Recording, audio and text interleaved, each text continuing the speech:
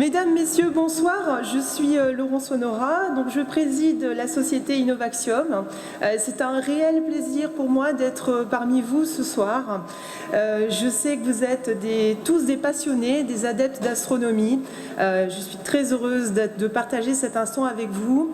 Je dis un grand bravo, parce que peut-être que personne ne le fait, à Bruno Monflier et à toute son équipe pour cette 24e édition.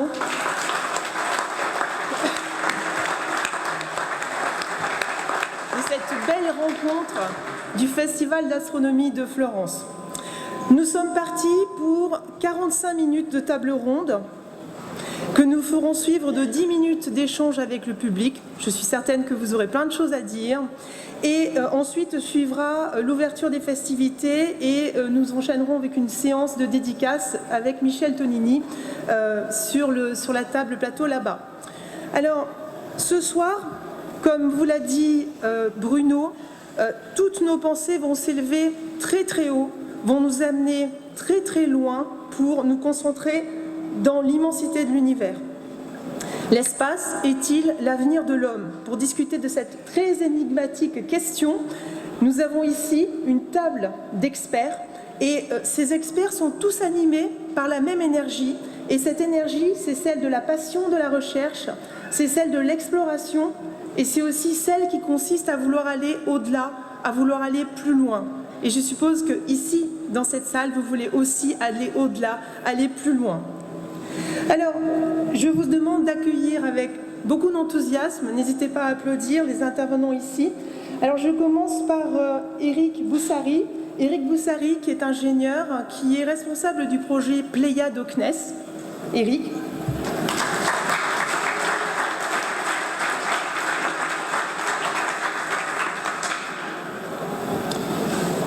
Monsieur Olivier Bouchery, qui est directeur du pays Porte de Gascogne et qui joue un rôle de premier plan au sein du pôle d'application des techniques satellitaires du pays Porte de Gascogne.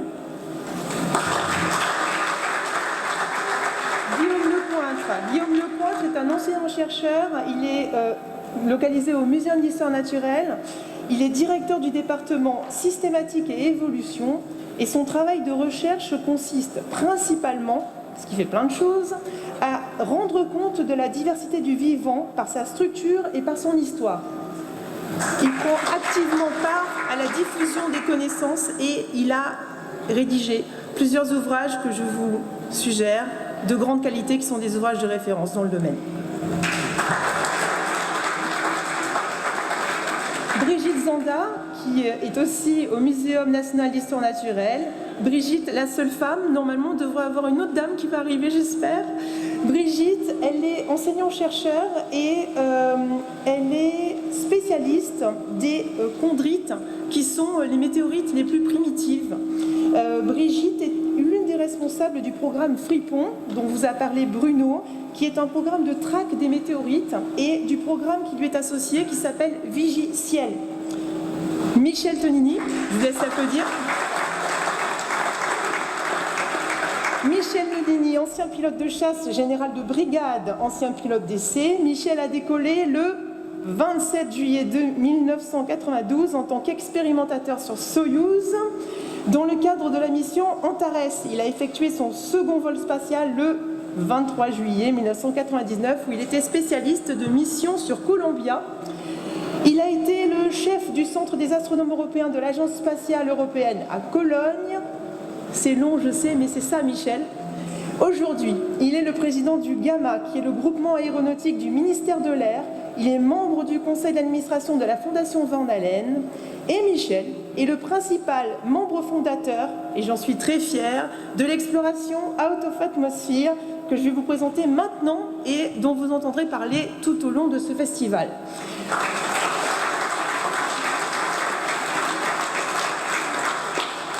Alors, Pierre Thomas, je le fais de tête. Pierre Thomas est professeur de géologie à l'École normale supérieure de Lyon et il est spécialiste de la géologie du système solaire et des satellites. C'est bien? Parfait. Pierre Thomas.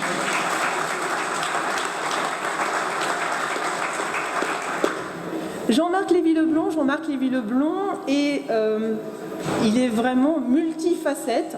Je dirais qu'il est philosophe de l'histoire des sciences, mais il est aussi... Non, c'est pas ça. Il est surtout docteur en physique, physicien. Il est essayiste, on peut dire ça comme ça. Et peut-être aussi philosophe de l'histoire des sciences. Université de Sophia Antipolis, où il est professeur émérite. On applaudit.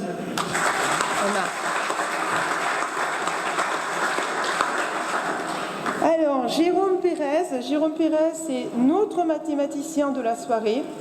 Jérôme Pérez, il est professeur de mathématiques appliquées à l'ENSTA Paris Tech et il est chercheur également à l'IAP.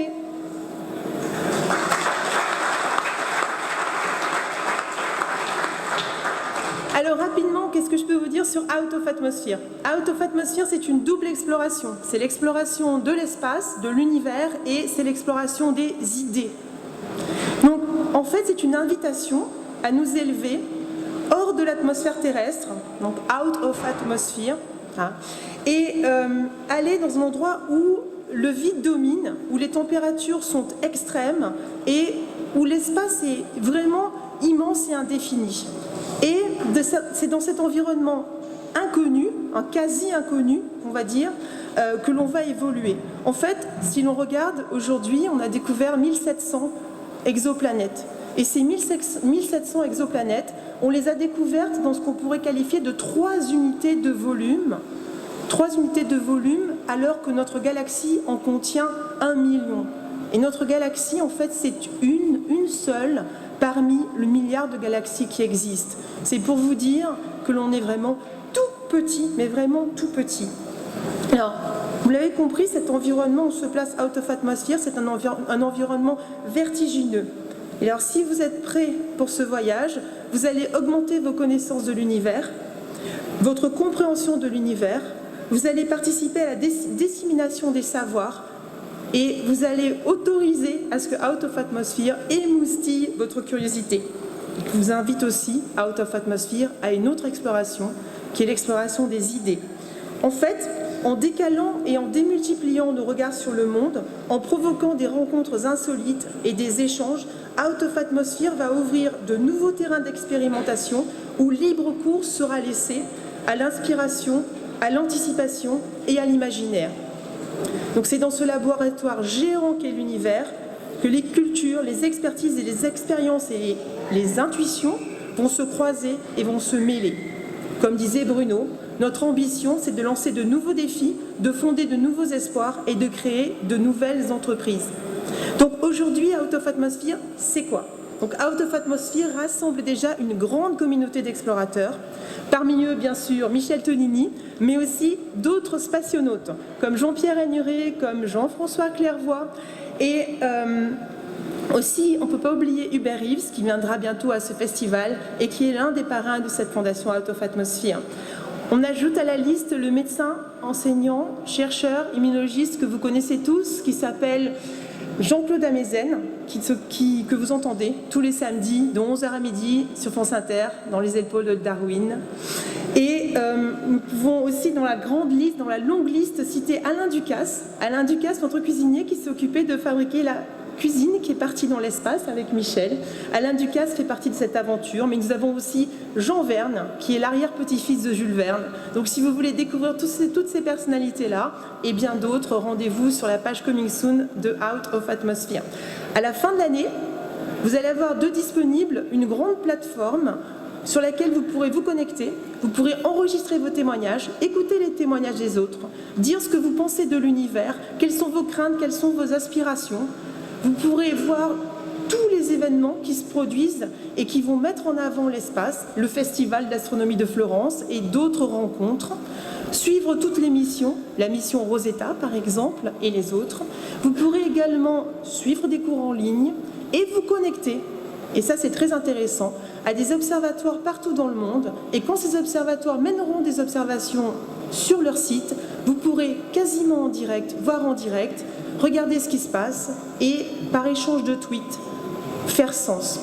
Donc voilà ce qu'est l'aventure Out of Atmosphere.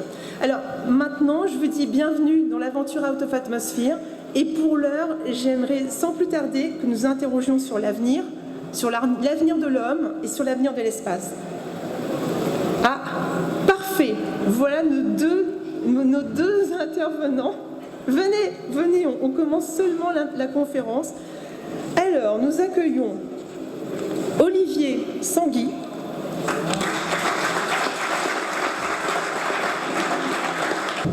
Alors, Olivier Sanguy est journaliste. Il a apporté sa contribution à Astronomy Magazine et Espace Magazine. Et il est le rédacteur en chef d'Enjoy Space, le site d'actualité spatiale de la Cité de l'Espace. Bienvenue, Olivier. Merci beaucoup. Marie-Ange Sanguy, elle est journaliste scientifique et elle est rédactrice en chef du magazine Espace et Exploration.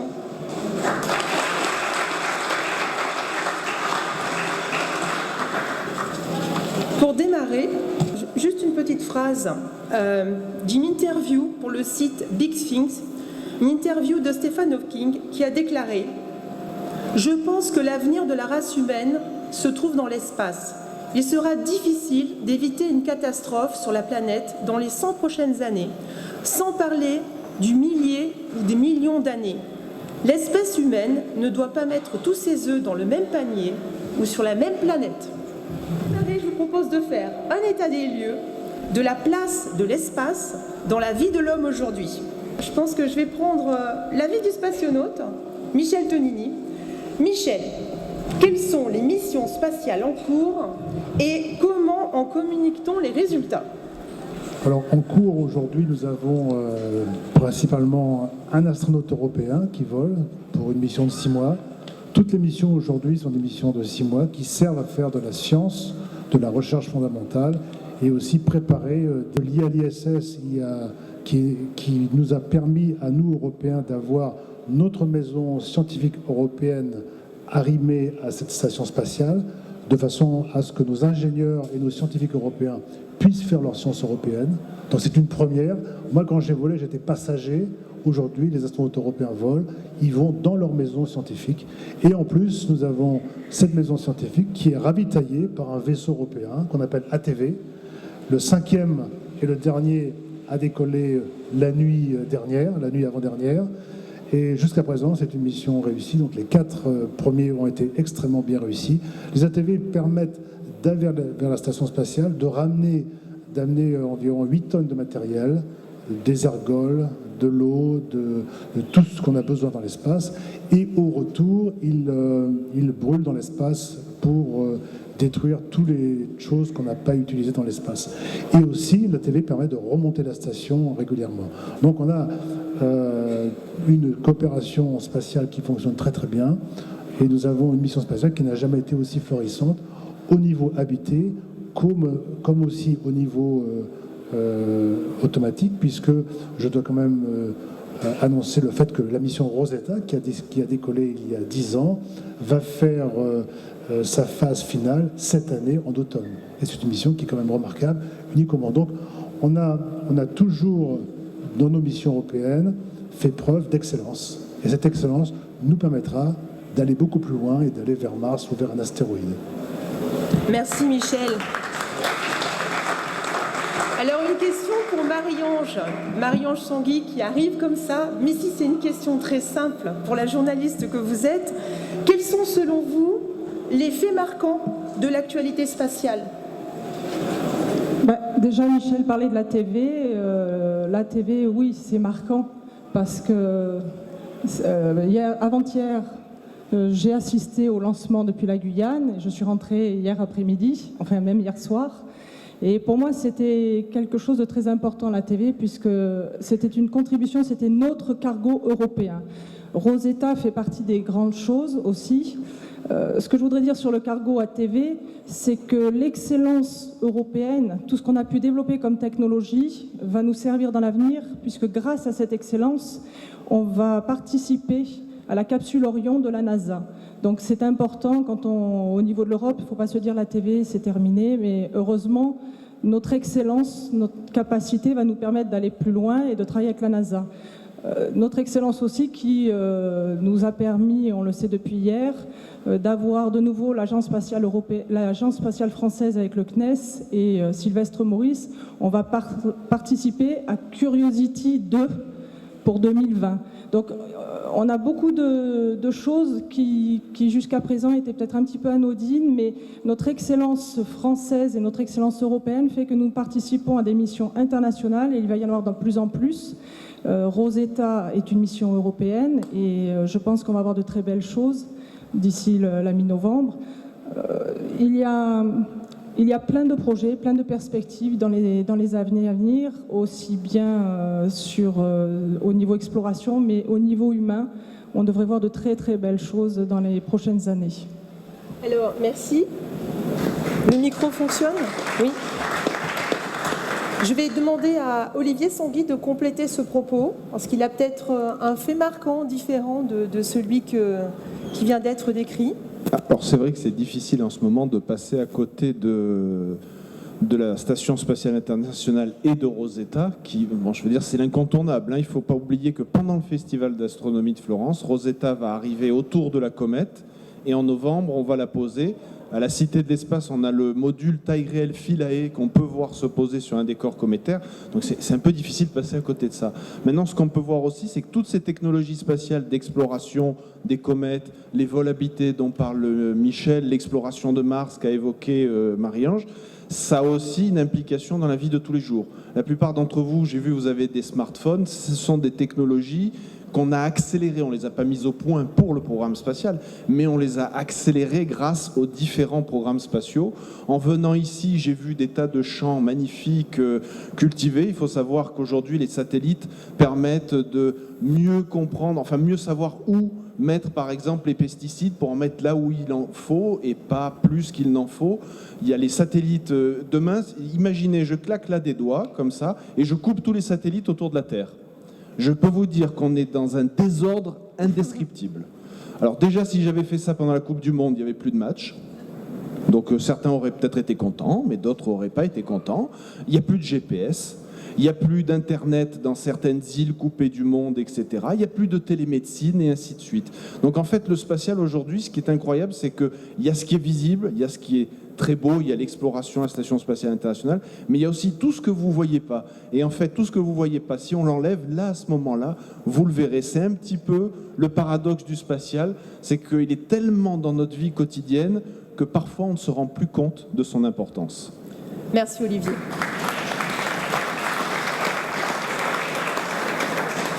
Monsieur Jérôme Pérez, comment est-ce que je vais amener ce micro jusqu'à vous ? Vous prenez le second ou...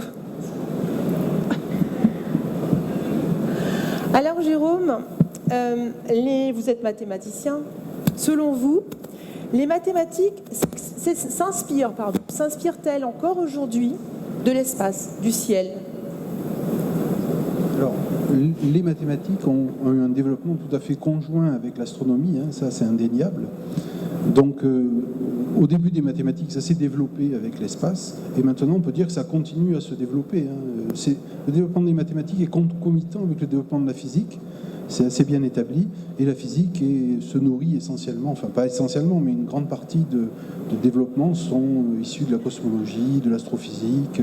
Enfin, c'est un des domaines dans lequel on peut, par exemple, la physique des particules, on a développé le CERN, ça coûte très très cher, et on s'aperçoit maintenant qu'on peut faire de la physique des particules en regardant le ciel. Et donc, pour comprendre tout ce qu'on voit dans le ciel, on fait des mathématiques. Et donc, les mathématiques se développent aussi en même temps que le ciel et son étude. Vous êtes un spécialiste de Lagrange. Oui, ça fait 1 an que je m'occupe, dans le cadre du bicentenaire de sa disparition, 1 an que je m'occupe de populariser ce monsieur qui n'est pas aussi connu que quelqu'un qui porte aussi son nom, qui s'appelle Léo Lagrange, qui a développé la pratique du sport à l'école. Par contre, celui-là, on le connaît, mais le véritable Lagrange, qui s'appelle Joseph Louis, lui, il est moins connu, alors que c'est un peu grâce à lui qu'il y a énormément... l'école mathématique française, par exemple, a été un peu sa création, on va dire. Et vous pensez que son inspiration, à un moment donné, si on parle des points de Lagrange, a pu venir de l'espace ? Alors oui, il a été un grand mathématicien qui a travaillé sur des problèmes d'astronomie. Il a été nourri par énormément de domaines. Mais disons que l'astronomie, la mécanique céleste en particulier, ça a énormément nourri son activité. Sa pratique aussi, sa façon de faire, c'est vraiment ce qu'on lui doit. L'école française de mathématiques lui doit beaucoup. D'ailleurs, à ce point de vue, je tenais à signaler que, donc on parle de l'avenir de l'homme, etc., mais l'avenir il est dans l'enseignement, pour moi. C'est développer et continuer à enseigner les choses de façon, dès le plus jeune âge et pendant toute la carrière. C'est vraiment très important et ça c'est un des grands domaines et des grands apports de Joseph Louis Lagrange. Très bien, merci.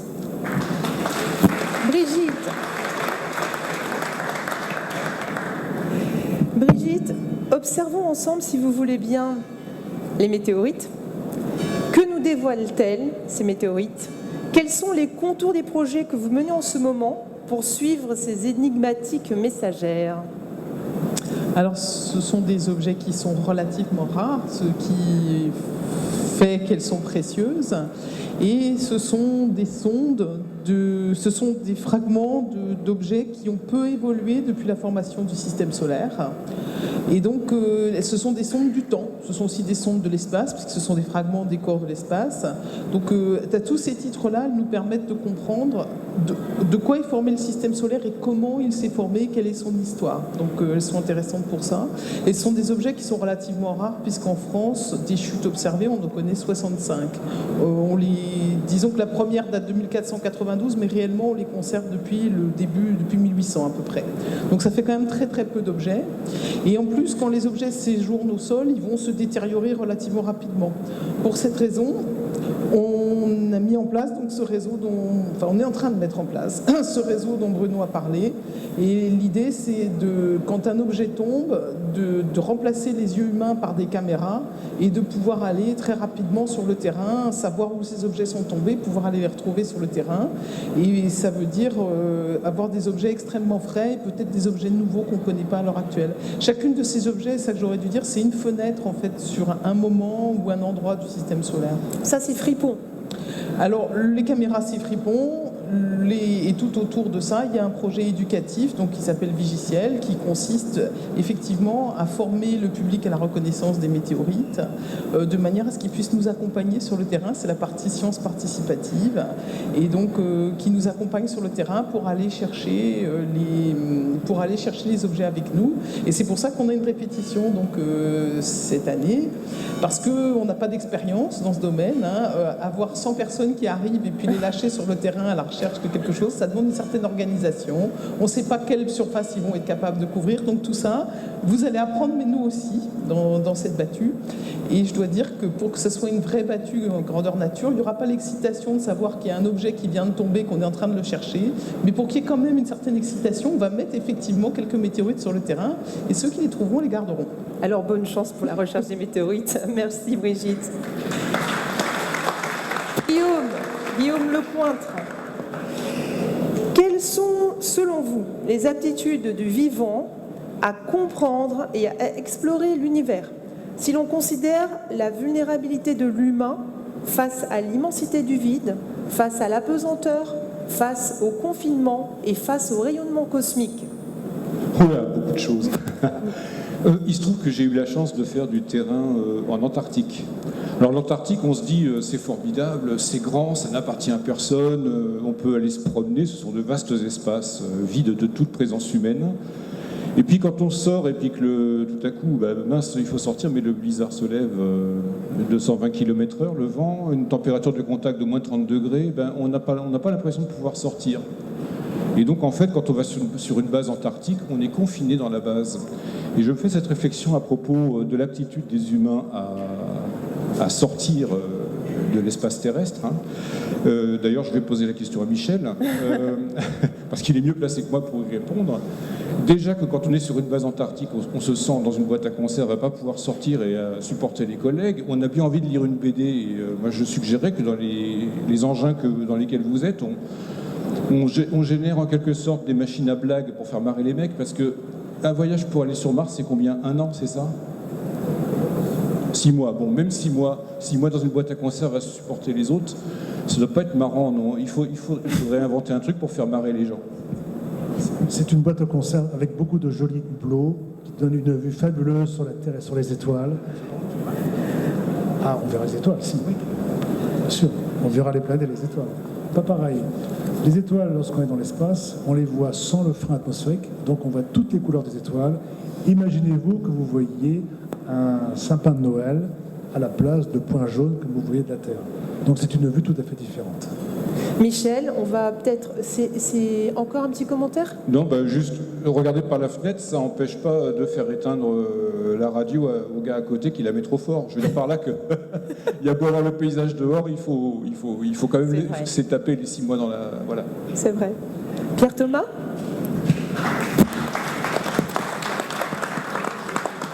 Pierre Thomas, que nous a enseigné, selon vous, jusqu'à présent, l'exploration de l'espace sur notre patrimoine, je sais que vous n'aimez pas trop le mot, mais sur notre patrimoine géologique, sur ses origines et sur son évolution? Alors, si on remonte il y a 40 ans, on pensait que toutes les planètes c'était comme des espèces de terre mal finies, mais on voyait Mars, c'est une boule floue, on y mettait ce qu'on veut. Et on a découvert toutes les planètes, que toutes les planètes sont différentes les unes des autres. Et comme elles sont toutes différentes les unes des autres, on ne peut pas dire que grâce à la planète X, on a compris la planète Y, mais on voit qu'il y a vraiment un ensemble, et ce qu'on essaye de comprendre, c'est les différences. Si on prend 2 planètes sœurs, la Terre et Vénus, elles ont la même taille, la même masse. Je parle des conditions internes, je ne parle pas de l'extérieur pour l'instant. Sur la Terre, il y a une tectonique des plaques, tout le monde connaît, les continents dérivent et tout ça. Sur Vénus, il y a des volcans actifs, ça fait tout ça, mais il n'y a pas de tectonique des plaques, il y a une tectonique d'autre chose. Et on se pose la question, mais pourquoi ces 2 planètes, dont l'intérieur a priori devrait être le même, il y en a une qui a des plaques et pas l'autre? Eh bien, je vous demande en 1000 la question. Si je pose la question, vous savez pourquoi il y a des plaques sur la Terre et pas sur Vénus? Eh bien, c'est à cause de l'eau. Parce qu'il y a de l'eau sur la Terre, il n'y en a pas sur Vénus, et cette eau, etc., fait que ça change complètement la dynamique interne. Donc là, ça ferait très plaisir aux écologistes, mais les conditions externes, l'eau, le liquide à la surface de la Terre, peuvent influencer ce qui se passe dans une planète, dans l'intérieur d'une planète. Si j'en reste à Vénus, on s'est rendu compte que Vénus, il fait 450 degrés, il n'y a plus d'eau liquide. Comment ça se fait? Elle est plus près du Soleil, l'effet de serre s'est emballé, et ça nous montre ce qui va arriver dans, on va dire, 1,5 milliard à 2 milliards d'années. D'1,5 milliard à 2 milliards d'années, le Soleil va augmenter, ça c'est les astronomes qui nous le disent, on va les croire. Donc la Terre va réchauffer, indépendamment de l'homme. L'homme aura disparu depuis belle lurette dans 1 à 2 milliards d'années. Mais les océans vont progressivement s'évaporer, ça va faire un effet de serre démentiel, et la Terre aura 3, 4, 500 degrés et sera devenue comme Vénus. Donc voilà, je ne sais pas si j'ai répondu à la question. Très bien. Voilà, donc rien qu'en regardant une planète Vénus, on peut voir un peu notre futur, qui est assez désagréable, et comprendre que les conditions externes influencent sur les conditions internes, et réciproquement aussi. Merci Pierre. Olivier Boucherie. Olivier Boucherie, comment ressentez-vous l'impact de l'activité spatiale sur l'économie en cette période où les satellites renforcent leur présence, comme nous disait Olivier Sanguy tout à l'heure, au-dessus de nos têtes, et où les premières agences de tourisme spatial remplissent leur carnet de commandes à une vitesse fulgurante? C'est une grande question. Elle était pour vous. Merci de me la poser. En tout cas, ce que je peux vous dire, c'est que le territoire sur lequel je travaille donc, est finalement assez restreint, 2000 km².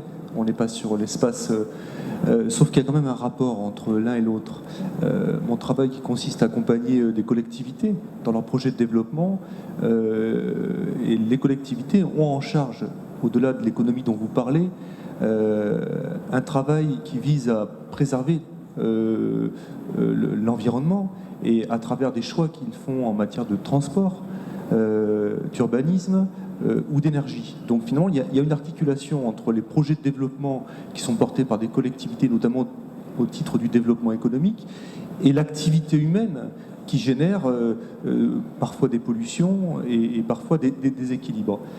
Moi, j'aurais préféré vous donner juste un exemple extrêmement concret d'articulation entre l'espace et la Terre dans le cadre du pôle d'application des techniques satellitaires qu'on porte sur ce territoire. On a mis en place un certain nombre de projets, une dizaine, un centre pédagogique du développement durable qui est à Florence, une pépinière d'entreprises destinée à des entreprises effectivement qui se destinent aux nouvelles technologies, un système d'information environnementale qui se connecte aux activités économiques. Et un jour, on a un élu qui est venu nous voir et qui nous a dit, écoutez, moi, le spatial, c'est pas mon truc. Moi, j'ai une problématique sur mon territoire. Comment on pourrait répondre à travers le ciel, l'espace, à une problématique extrêmement simple qui est celle de la voirie. J'ai un problème financier, économique, ça coûte très cher à entretenir, et quand il y a des orages, quand il y a des inondations, quand il y a des coups de chaleur, la chaussée se dégrade, il y a des arbres qui tombent, et j'arrive pas à identifier en l'espace de très rapidement où est-ce qu'il y a ces problèmes sur la route. Et donc on a réfléchi, et donc on a mené une expérimentation extrêmement concrète avec 2 entreprises, La Poste, une entreprise qui s'appelle GeoSigWeb, et donc on a finalement répondu au problème d'aléas climatiques par les nouvelles technologies issues du spatial, puisque avec un smartphone aujourd'hui, en l'espace de 24 heures, cette collectivité sur ces 500 km de route, grâce aux facteurs qui circulent sur l'ensemble de ce territoire, est en capacité d'identifier au moment où il y a un problème, donc une inondation, par un simple clic sur leur smartphone embarqué, via le satellite, avec une photographie, où est-ce qu'il y a une inondation, où est-ce qu'il y a un arbre renversé, et du coup c'est un gain d'énergie, un gain de temps et un gain économique pour la collectivité. Et là, qui s'appelle la collectivité, s'est dit finalement, on gère le terrestre, nous, mais on est très proche de ce que disait monsieur tout à l'heure, du rapport au satellite et l'espace, comment il s'appelle, le sol sont vraiment articulés. Et là, excellent. Il y a une vraie connexion. Excellent. Merci. Éric Boussary. Éric, je profite d'avoir un ingénieur pour poser une question difficile, parce que c'est une question où il va falloir renoncer, il va falloir choisir. Si vous deviez citer un seul projet d'ingénierie, celui qui vous paraît le plus extraordinaire, vous n'êtes pas obligé de le prendre au CNES, mais vous pouvez, ce serait quel projet ? Je ne vais pas le prendre au CNES alors. On a fait des beaux pourtant. Non, moi ceux qui m'en mettent plein la vue, c'est les Américains. Donc évidemment, on va citer Hubble, qui tombe bien, et surtout le JWST, c'est-à-dire le futur James Webb Telescope, puisqu'on est en plus dans un festival d'astronomie, qui va certainement nous ouvrir, enfin on l'espère en tout cas, des espaces insoupçonnés, enfin bref, ça va décoiffer. Et d'un point de vue technologique, c'est une merveille. Bon, écoutez, fabuleux. Juste, je rajoute pour mettre une petite dose française, même si je suis une fanatique des USA, que pour le télescope Hubble, le miroir a été pris en charge par Astrium, filiale d'Airbus, on doit dire maintenant. Donc on a un petit morceau français sur Hubble. C'est pas le grand miroir, mais enfin c'est un des... C'est quand même un des miroirs. Merci Éric. Pour conclure cette première partie, je vais donner la parole à Jean-Marc Lévy-Leblond. Juste avant de poser ma question à Jean-Marc, je vais demander à Michel. Michel, peut-être que tu peux essayer d'établir une... Non, c'est Jean-Marc qui va parler. Mais peut-être que Michel, tu peux essayer d'établir une connexion, parce que nous allons faire un petit test technique juste après l'intervention de Jean-Marc, si vous voulez bien prendre... ce risque, faire ce petit défi. C'est une petite surprise. Alors, Jean-Marc, quelles sont les conséquences de ces explorations et de ces conquêtes que nous avons enregistrées jusque-là sur le quotidien de l'homme, sur son désir de progrès, sur ses craintes de l'inconnu ? Répondre en quelques minutes à cette question étant évidemment impossible, je vais faire 2 ou 3 remarques qui tournent autour de cette question sans y répondre directement. Pour dire tout d'abord que la question initialement posée sur l'avenir de l'homme est-il dans l'espace me laisse un peu perplexe parce que j'aimerais être sûr que l'homme a un avenir.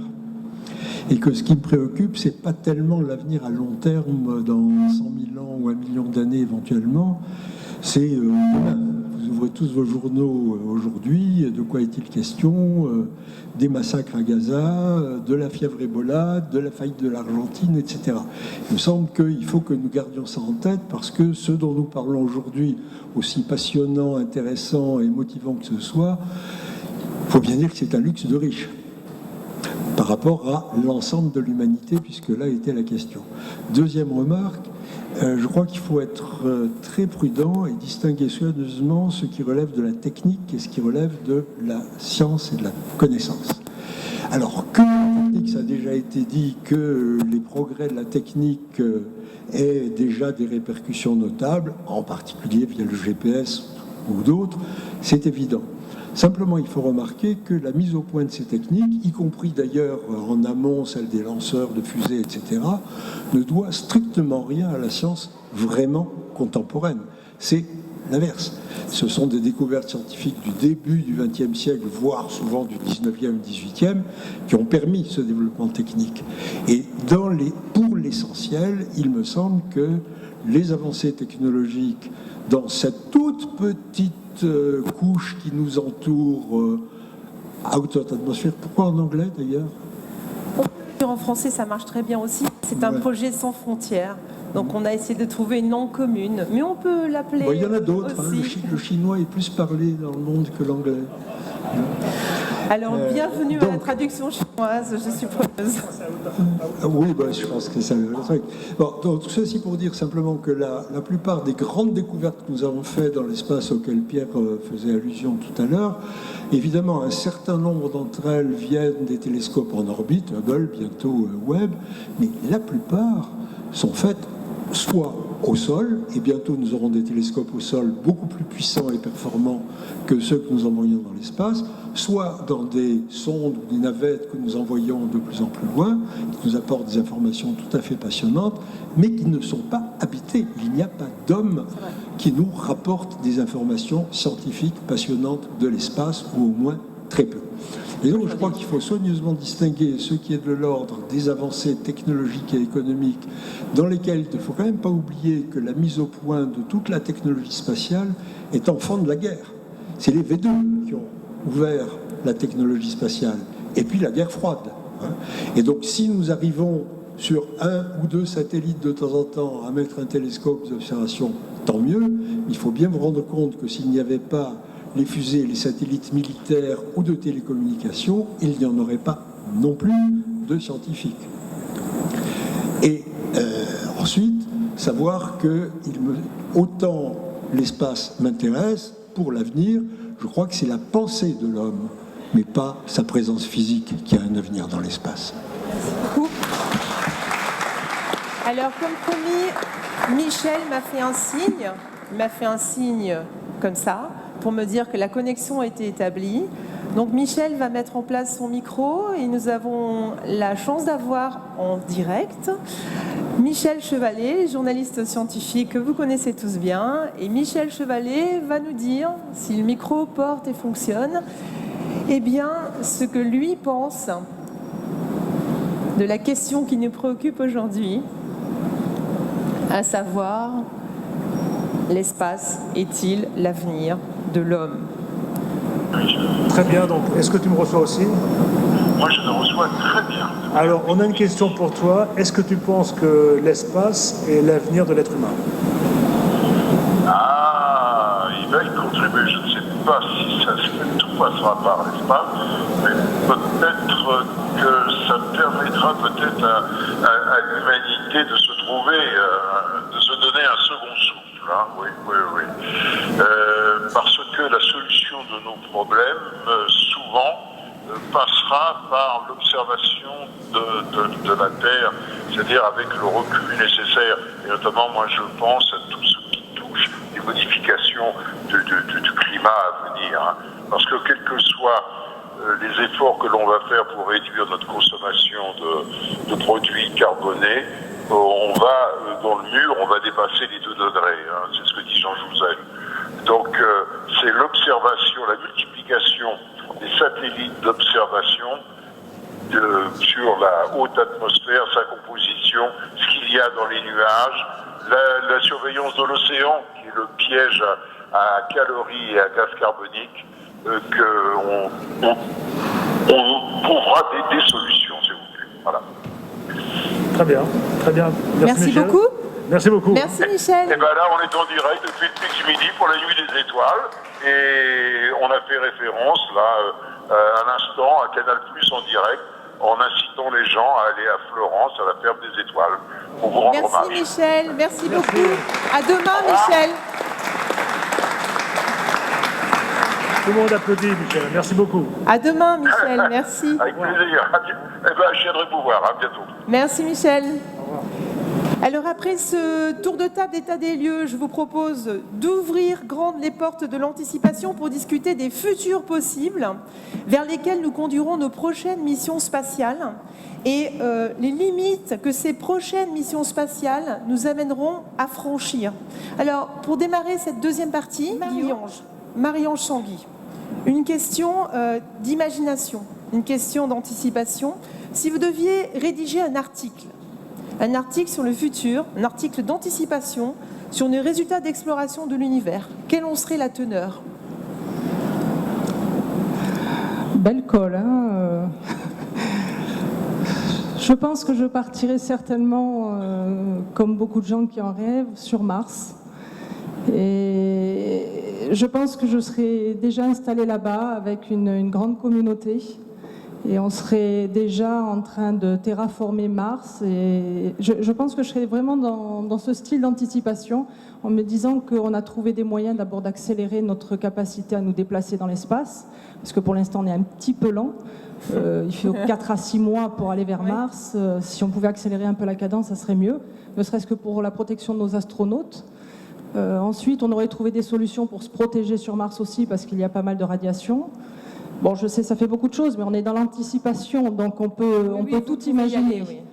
On peut tout imaginer, et il y a des colonies qui sont parties un petit peu comme les explorateurs qui sont partis vers les Amériques sans savoir où ils allaient atterrir, sachant pertinemment qu'ils ne reviendraient jamais.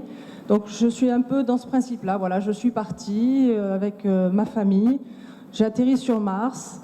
Et on est en train de coloniser Mars et de nous installer, de créer une nouvelle génération de Martiens humains, enfin à tête d'humains, et on essaie de la rendre habitable. Et toutes nos technologies se sont développées, on a beaucoup progressé en sciences, même si on avance déjà vite, on a encore évolué et on a réussi, on est en train de transformer l'atmosphère de Mars qui pour l'instant est quasi inexistante en une atmosphère respirable pour nous. Voilà, ça y est, j'y suis presque. Vous pouvez applaudir Marie-Ange, c'est une belle anticipation, une belle prouesse. Bravo Marie-Ange. Merci. Alors Olivier Boucherie, oui c'est à vous de parler, si vous voulez bien. Selon vous, peut-on relancer l'économie? Vous avez abordé tout à l'heure la réponse. Grâce au spatial, les métiers de l'espace seront-ils amenés, selon vous, à se développer prochainement, rapidement? Oui, là, la réponse est claire et c'est presque exponentiel. Les rapports que les territoires utilisent avec les nouvelles technologies, le spatial et l'économie. On développe de plus en plus de partenariats public-privé, et puis les collectivités s'y intéressent de près de toute façon. Les prochains métiers, en tout cas qui se développeront sur nos territoires, se rapprocheront très directement de Toulouse. On a des entreprises sur nos territoires comme l'ATECOR et d'autres entreprises qui se développent, qui créent des pôles de formation, des écoles qui se développent sur le territoire. Et c'est évident que la technologie, le spatial et Airbus nous aident beaucoup à nous développer sur notre territoire. Donc très optimiste? Plutôt oui. Super, merci. Pierre Thomas? Alors Pierre Thomas, j'essaie de ne pas vous reposer la même question. Pierre Thomas, dites-nous selon vous, quel type de ressources pouvons-nous espérer découvrir? Et si on les découvre, devra-t-on les chercher ailleurs ou devra-t-on, on va dire, aller les chercher par exemple sur la Lune, aller les chercher sur Encelade, aller les chercher sur Mars, aller les chercher sur Europe? Ou est-ce qu'on va peut-être choisir la solution de les amener vers nous? Alors, je ne vois pas la différence entre aller les chercher et les amener vers nous. C'est-à-dire rester sur place, Oui. les consommer sur place, ou est-ce qu'on va les prendre et les ramener sur la Terre? Ou les deux, pourquoi pas? Voilà, consommer sur place sur Europe, ça ne me dit rien du tout. Non, hein. pas tout de suite. Alors, sinon, quelles ressources on va trouver? Je pense que vous pensez à ressources minières, comme je suis géologue. Ce qu'on sait des ressources minières sur la Terre, c'est que 95% encore sont liées à l'eau. Donc, c'est pas sur la Lune ou sur Vénus qu'on va les trouver. On pourrait trouver plus ou moins les mêmes sur Mars, mais comme il y a eu de l'eau moins longtemps, il y en aura moins. Donc, pourquoi aller sur Mars chercher des minerais de vanadium qui sont 1000 fois plus abondants au Maroc?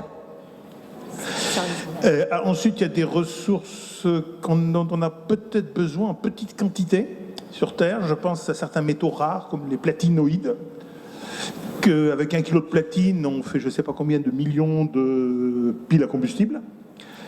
Donc, le platine est extrêmement rare sur Terre. L'Afrique du Sud en contient 75% des réserves. Et quand ces gisements seront épuisés, on ne sait pas ce qu'on fera, où est-ce qu'on ira chercher le platine. Alors, le platine, a priori, Brigitte me confirmera, il doit y en avoir beaucoup plus dans certains types d'astéroïdes qu'on appelle des astéroïdes métalliques. Donc là, il y a peut-être une façon de trouver des choses très rares sur Terre et très utiles. Et puis, il y a les ressources complètement fantaisistes. Il y a des lobbies de l'hélium 3, des choses comme ça. Un jour, j'avais fait un calcul sur le coin d'une table où il y avait un titre dans un journal, avec l'hélium 3, il y a 150 ans de consommation électrique des États-Unis ou quelque chose comme ça. Allons chercher l'hélium 3 sur la Lune. Alors, il est dans le sol de la Lune. Il y a quelques microgrammes d'hélium 3 par hectare. Alors, j'avais fait le calcul sur un coin de table, je ne me rappelle plus, je n'ai pas révisé, mais en gros, si on voulait ramener assez d'hélium 3 sur la Lune, de la Lune aux États-Unis pour faire du courant, il faudrait labourer, extraire le sol, le distiller et ensuite le remettre par terre. De mémoire, je dirais 3 à 4 départements français par an de surface. Alors, on a un festival d'astronomie amateur. On imaginerait la Lune qui est belle, avec ses cratères progressivement qui deviendraient toutes floues, toutes moches, parce qu'on labourerait la Lune pour extraire de l'hélium 3. Alors qu'il suffirait que les Américains arrêtent de climatiser la fenêtre ouverte.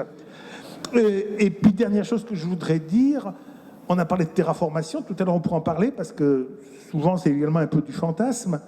Mais ici, à Florence, c'est un festival qui lutte pour préserver la biodiversité. Eh bien, préservons la planétodiversité. Bravo Pierre. Brigitte, pour la compréhension, c'est pas une question facile, pour la compréhension de l'origine de l'univers, quelle brique, j'ai envie de rajouter chimique, serait-il génial que l'on puisse découvrir? Alors, à notre connaissance, tous les objets dans l'univers, et en particulier dans le système solaire, sont faits des mêmes éléments chimiques. Donc on ne va pas découvrir un élément chimique nouveau. Le calistène, ça c'est bien dans Tintin, mais dans les corps du système solaire et même dans les corps de l'univers, non. Déjà, tous les objets ont à peu près la même composition globale. La seule chose qu'on peut trouver dans des météorites ou dans des astéroïdes, ce à quoi Pierre faisait allusion tout à l'heure, c'est des endroits où on a des concentrations. C'est-à-dire, par exemple, on sait bien que sur Terre, le fer et tous les éléments qui ont une affinité pour le fer se sont ségrégés au centre de la planète. On a un noyau de fer. Et on a des météorites qui sont des noyaux d'astéroïdes qui sont entièrement en fer. Et quand certains de ces astéroïdes ont été épluchés, littéralement, on peut avoir des objets qui sont entièrement en fer, et avec le fer, il va y avoir effectivement des métaux précieux, de l'or, du platine, des choses comme ça. Donc on pourrait imaginer là qu'on a une ressource, on n'ira jamais au centre de la Terre, 6000 km de profondeur, ça c'est inaccessible. En revanche, un astéroïde métallique, ça pourrait effectivement être un endroit où il y a une concentration, mais ça restera toujours les mêmes éléments chimiques et les mêmes procédés, les mêmes assemblages chimiques que ce qu'on peut trouver sur la Terre ou que ce qu'on peut trouver dans le reste de l'univers. D'accord, merci. Guillaume, une nouvelle question pour Guillaume.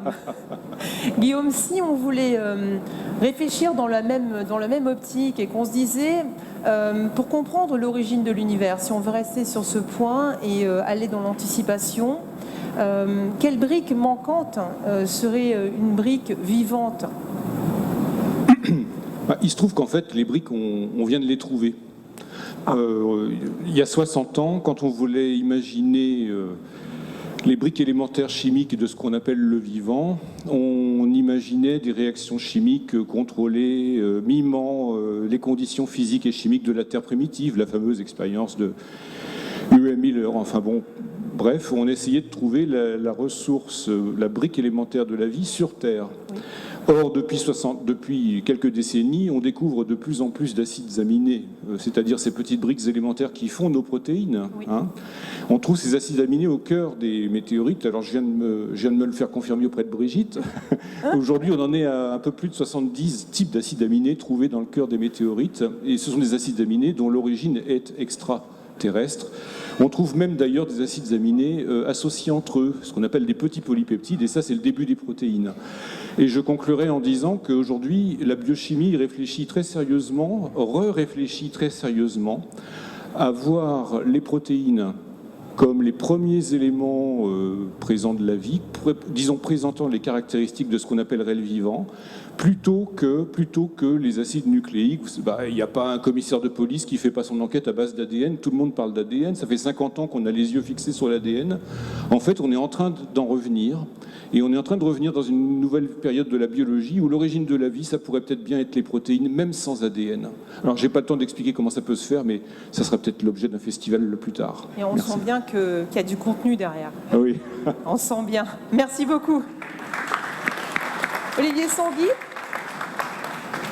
Olivier, comment envisageriez-vous le futur des moyens de communication en réponse à l'élargissement de nos territoires de vie à d'autres espaces et à d'autres planètes ? L'instantanéité, la pérennité, la fiabilité, le partage de l'information, tout ceci ferait-il encore sens ? Vous êtes allé les chercher où, ces questions ? Alors, les télécommunications, c'est déjà que sur Terre, les satellites ont permis de faire des progrès assez fabuleux. Imaginez, je vais juste vous citer un exemple très rapide. J'ai vu dernièrement à la télévision un vieil épisode d'Amicalement Vôtre. Vous savez, l'Américain et l'Anglais qui sont copains. Et donc, ils sont à Nice. Et l'Américain veut passer un coup de fil aux États-Unis. On est quand même dans les années 60-70. Et il passe le coup de fil et il dit je vais avoir ma communication avec les États-Unis dans 3 à 4 heures. Aujourd'hui, là, avec vos téléphones, vous appelez quelqu'un aux États-Unis ou au fin fond de la Patagonie, comme ça. Donc, je pense que ce progrès va continuer. Après, maintenant, pour communiquer avec d'autres planètes, sachez qu'on le fait déjà. Par exemple, les missions martiennes ont besoin, par exemple Curiosity, ne communique pas, ou très rarement directement avec la Terre. Il passe par une des sondes qui tourne autour de la planète Mars, y compris d'ailleurs la sonde Mars Express a parfois relayé des informations. Donc on est en train de construire une sorte d'internet dans le système solaire, en quelque sorte, petit à petit. Alors pour l'instantanéité, je sais qu'on a beaucoup parlé, alors il y a des gens bien plus savants que moi dans ce domaine-là, on a parlé de l'intrication quantique qui soi-disant permettait de transmettre des informations instantanément. Je ne suis absolument pas assez calé pour vous dire si c'est vrai ou non, parce qu'apparemment il y a un débat là-dessus. Ça pourrait être une solution de communication instantanée, c'est vrai que ça rendrait service. À l'heure actuelle, par exemple, on ne peut pas télécommander Curiosity en direct. Le signal met jusqu'à une vingtaine de minutes. Donc imaginez-vous sur l'autoroute, il y a un camion devant vous qui déboîte, vous le savez 20 minutes après, vous donnez un coup de volant, la voiture tourne 20 minutes après. C'est la recette garantie pour un accident. Donc est-ce que c'est une solution ? Je ne sais pas, mais vous avez raison, c'est vrai que la communication dans le système solaire, ne serait-ce qu'avec nos sondes, après avec nos astronautes, sera un élément extrêmement important. Je rebondis sur ce propos fort intéressant, merci Olivier, sur l'intégration quantique. Et j'en profite pour vous recommander la lecture d'un ouvrage qui vient de paraître, d'Alexis Greenbaum, qui se trouve ici, qui s'appelle « La mécanique des étreintes ». Alors, je vous conseille cette lecture extraordinaire qui portera des éléments de réponse à ce que vient d'aborder brillamment Olivier Sanguy tout de suite. Jérôme Pérez. Question pour Jérôme. Cédric Villani, mathématicien, illustre mathématicien. Cédric Villani a dit « Ce que nous faisons, c'est construire l'espace ». Qu'en pensez-vous? Il a forcément raison. Alors, tout dépend de ce qu'on appelle l'espace, en fait. D'abord, on construit... il se plaçait dans quel contexte? Dans son contexte à lui. Au sein de l'IHP, au cours d'une conférence brillante qu'il donnait lors d'un séminaire Poincaré. D'accord. Donc je pense que c'était dans un contexte mathématique. Tout à fait. Et en mathématiques, un espace, c'est beaucoup moins rock'n'roll que l'espace auquel on est habitué. Hein. C'est beaucoup plus précis, c'est défini, il y a tout un tas d'hypothèses, des axiomes qui définissent tout un tas d'espaces, de Hilbert, de Sobolev, etc. Et donc dans ce contexte beaucoup moins rock'n'roll, eh bien, ils cherchent, les mathématiciens, à développer des théorèmes ou des vérités mathématiques, et ils essayent de les démontrer. Et donc ils construisent, d'une certaine manière, les mathématiciens construisent leurs espaces.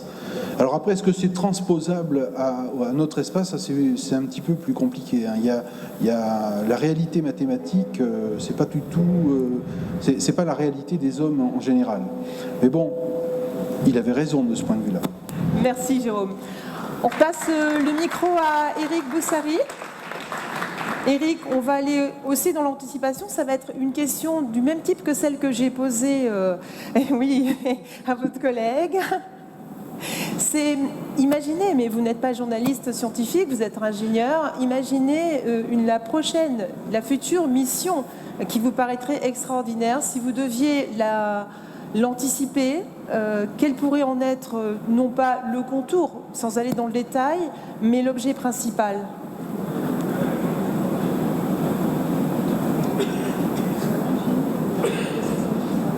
J'ai pas le droit de répondre à Athéna+, par exemple.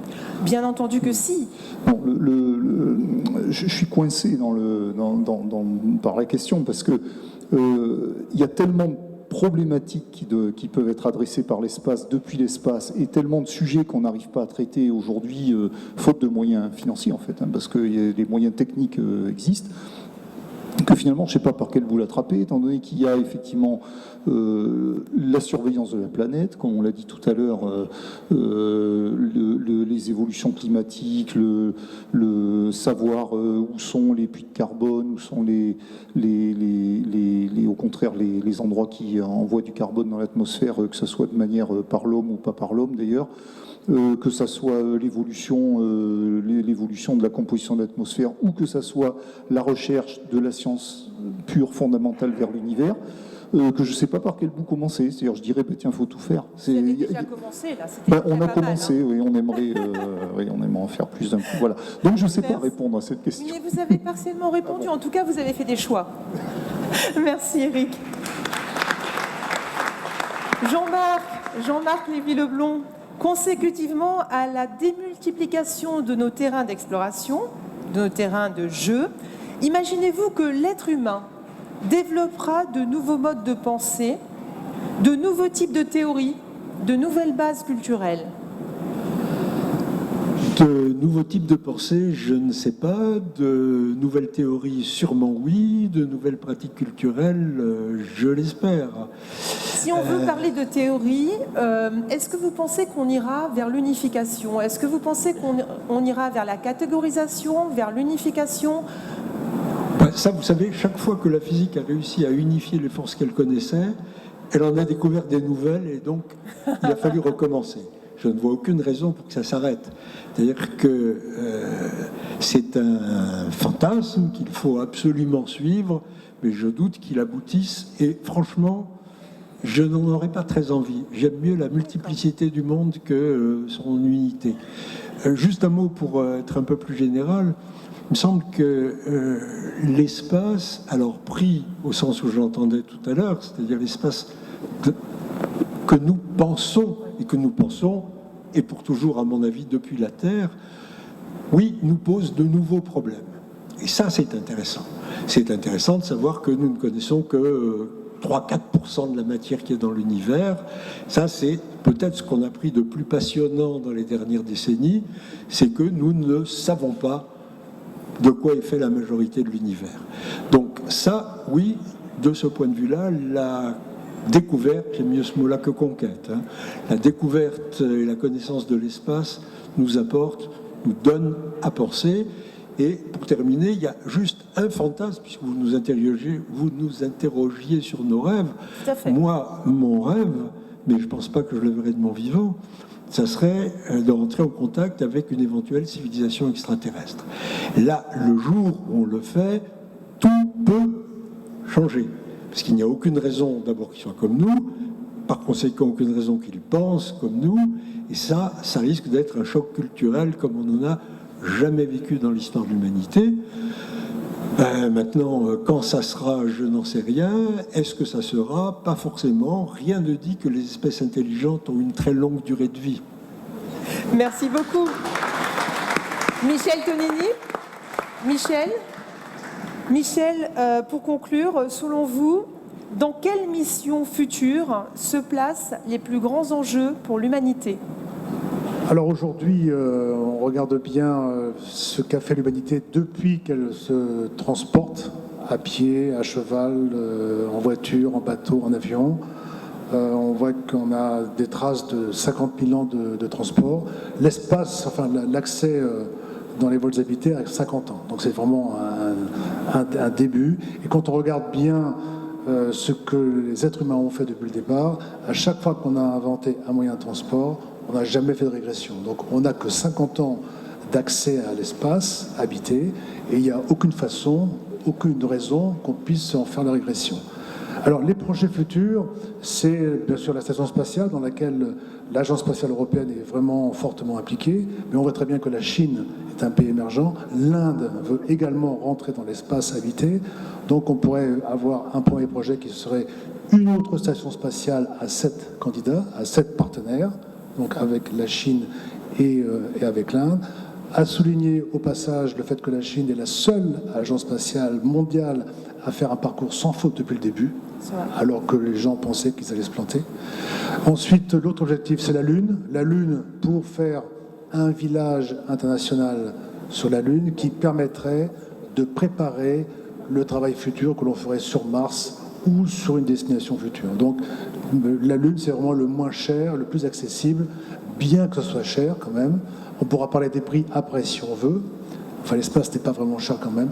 Donc la Lune, c'est un objectif. Ensuite, il y a les points de Lagrange. Les points de Lagrange, on en a parlé tout à l'heure, sont des points importants puisque ce sont les seuls points où un véhicule peut rester en équilibre entre deux corps et être stabilisé, un peu instable entre deux planètes ou deux corps célestes sans être obligé de tourner en orbite autour d'un corps. Donc c'est un objectif intéressant.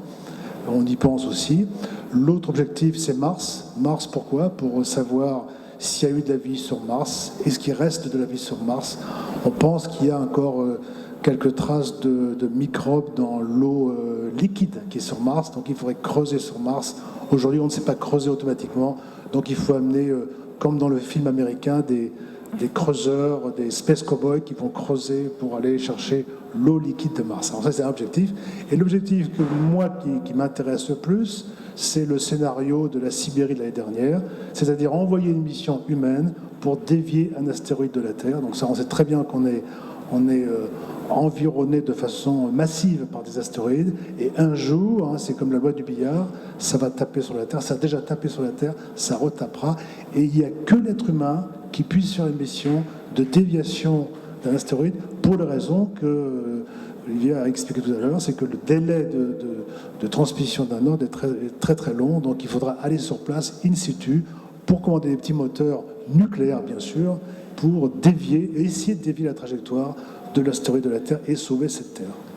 Merci beaucoup, Michel. Alors vraiment, la dernière phrase pour conclure. Dans cette immensité qu'est l'univers, et en dépit de l'infime place qu'occupe l'homme, chaque fois que l'homme fait une action, l'homme laisse une empreinte. Et j'aime à dire que c'est intéressant de savoir pourquoi vous vous levez le matin.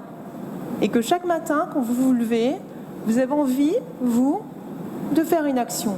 Alors, pour conclure, je vais poser pour la première fois de la soirée la même question à chacun d'entre vous. On va commencer peut-être par Jérôme et on va faire circuler le micro. La question est très simple. C'est une question personnelle. C'est pourquoi vous levez-vous le matin ?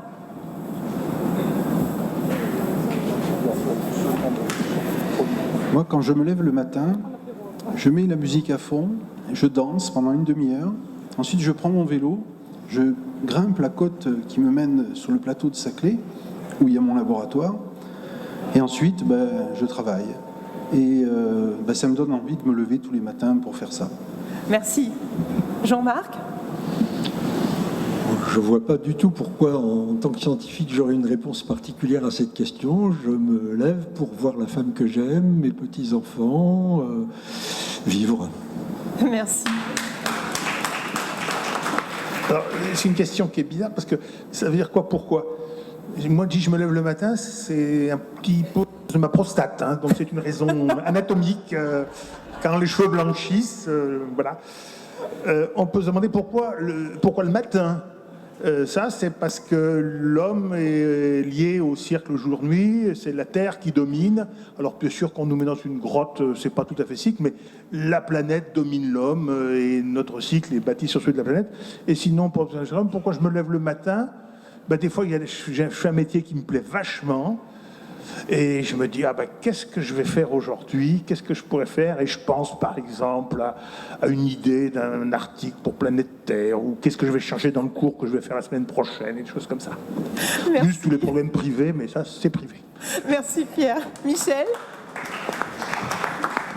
Alors moi, c'est un peu différent. Moi, je me lève le matin pour apprendre. C'est-à-dire que j'ai un but que chaque journée qui passe, je cherche à apprendre au moins une chose, qu'elle soit littéraire, scientifique, politique ou économique. Mais à la fin de la journée, j'aime bien dire qu'est-ce que j'ai pu apprendre aujourd'hui.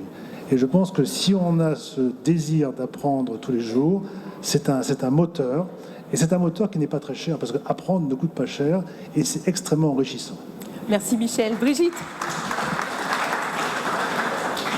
Moi, c'est une question que je me pose encore, en fait, parce que je suis plutôt du soir, donc je me demande pourquoi je vais me coucher, mais le matin, je me lève parce que mon réveil me dit qu'il est l'heure que je me lève, en fait. Après, au fur et à mesure que la journée se construit, je vais faire ça, puis on pourrait faire ça, puis on pourrait faire ci. Alors après, l'enthousiasme se développe, et alors après, je pourrais reprendre toutes les réponses des collègues, mais le matin, au moment où je me lève, je ne sais pas très bien. Merci Brigitte. Guillaume ? On est dans un État redistributeur de richesses. On paye des mecs à faire de la recherche avec vos impôts. Je pense que si j'étais payé avec vos impôts à rester couché, vous gueuleriez là dans la salle. Mais j'aime mon métier. Hein. Merci. Olivier. Pourquoi je me lève ? Je me lève parce que je suis vivant. Et déjà, c'est super. Et je suis déjà content de me dire, je suis encore vivant et il y a plein de choses à faire. Merci. Éric ? Moi, au lycée, j'avais étudié La Bruyère, et La Bruyère, il a dit un truc, c'est tout est dit et l'on vient trop tard quand on est... Voilà, mais je me lève dans l'espoir de me coucher après avoir passé une journée à apprendre plein de trucs, à travailler avec mes petits camarades, et puis sur le plan personnel, enfin tout ça banal, quoi. Hein, voilà. Donc tout est dit, l'on vient trop tard. Merci. Bonne chance. Marie-Ange ? En fait, ça commence à être dur parce qu'il y a tous les autres qui sont passés devant. Je sais bien, c'est pour cette c'est pas raison-là évident. que j'ai... C'est pas évident. Pourquoi je me lève le matin ? Déjà parce que je suis une maman et que j'ai mes enfants, et ça déjà c'est du pur bonheur, même si c'est pas toujours évident quand on a 2 ados. Et puis une chose aussi, c'est partager, apprendre, comme le dit Michel, et partager, parce que je suis une passionnée de spatial depuis plus de 30 ans, et qu'aujourd'hui j'ai la chance d'être en relation en permanence avec tout le monde du spatial, et chaque jour j'apprends des choses, et je n'ai qu'une envie, c'est de les partager avec mes lecteurs. Merci. Olivier ? Bien, tout a été dit. Hein. J'ai des enfants, c'est les mêmes que ceux de ma femme. Hein. Mais donc, je vais finir un peu tarte à la crème. Je me lève le matin parce qu'elle me donne un grand coup de pied, sinon j'ai du mal à sortir du lit. Merci Olivier. Merci beaucoup. Bravo à tous. Bruno, a-t-on le temps de quelques questions dans le public? Si oui, est-ce que tu peux te charger du micro? Peut-être 2-3 minutes? Merci. Je peux en profiter pour dire quelque chose? Bien entendu. Je voulais juste dire, moi, simplement la façon dont la question est posée, est-ce que l'espace est l'avenir de l'homme? Ça laisse supposer que quelque part, que nous avons déjà admis que notre avenir n'était plus sur cette planète. C'est un peu contenu dans la question. Et je crois que ça, c'est, à mon avis, extrêmement dangereux. Je ne crois pas qu'il faille penser que notre avenir est dans l'espace. L'est-il, ne l'est-il pas? Je n'en sais rien. Mais ce dont je suis convaincu, c'est que s'il l'est, c'est pour dans très, très, très longtemps. Pour créer une civilisation, une société viable en dehors de la Terre, on a dit, il y avait un article dans Le Monde il n'y a pas longtemps sur ça, il faudra envoyer 20 000 personnes. Est-ce qu'on est capable, est-ce qu'on sera capable demain d'envoyer 20 000 personnes? Sans doute pas. Donc ça veut dire quoi? Ça veut dire aujourd'hui que la vraie réponse à la question, à mon avis, encore une fois, si tu me permets, la vraie réponse, si vous me permettez tous, la vraie réponse à la question, est-ce qu'avant de penser à notre avenir dans l'espace, il ne faut pas penser à notre avenir sur Terre et agir en conséquence pour que cet avenir soit le plus long possible, ce qui n'est absolument pas évident. Jean-Marc Lévy-Leblond l'a dit tout à l'heure, compte tenu des dangers que nous faisons courir à notre planète. Et je ne voudrais pas que l'avenir de l'homme dans l'espace soit une espèce d'excuse pour dire, dans le fond, c'est pas grave, continuons à faire n'importe quoi sur la Terre, puisque de toute façon, notre avenir est dans l'espace. Voilà, c'est tout. Bruno ne coupe pas à la question « Pourquoi vous levez-vous le matin ?» Donc... Pourquoi je me lève le matin? Pour expliquer que notre avenir n'est pas dans l'espace. Voilà.